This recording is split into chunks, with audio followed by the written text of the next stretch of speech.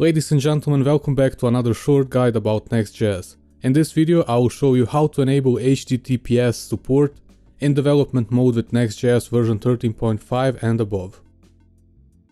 A lot of external APIs require HTTPS to work properly, such as Google Maps, Twitter, Facebook, GitHub APIs, etc. Meaning that before you actually had to deploy your website to some kind of staging environment in order to fully test those features and see how they will behave in production. Since this feature is only going to work in Next.js 13.5 and above, if you are starting a new project, simply use the @latest tag while creating it. And in case you want to use this in an existing project, I highly encourage you to upgrade it to Next.js 13.5, because besides this, it also offers a lot of performance optimizations. Check out my other video to learn more about that. You can check which version you have by opening the package.json file and looking at the next version inside the dependencies part. Let's get to the point. Enabling this feature is pretty easy.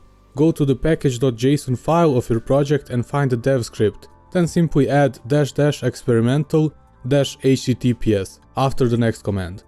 If you are watching this video somewhere in the future when this feature is no longer in experimental phase, my guess that it will be just --https then.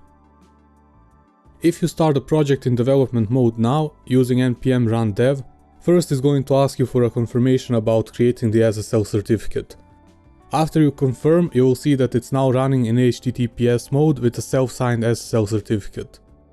It will store the certificate in a certificates folder and automatically add it to the gitignore file, so you don't have to worry about that.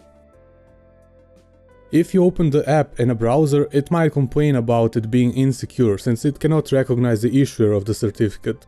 You can just click accept and continue and it shouldn't be asking you again. Keep in mind that HTTPS in development mode is still an experimental feature and use it at your own risk. This feature was hidden among the release notes of 13.5, but it's actually a really big deal and could potentially save developers a lot of time. My guess is that they didn't want to make a big deal about it just yet because it's still in the experimental phase, but once it's officially released, you can bet that this is going to make headlines.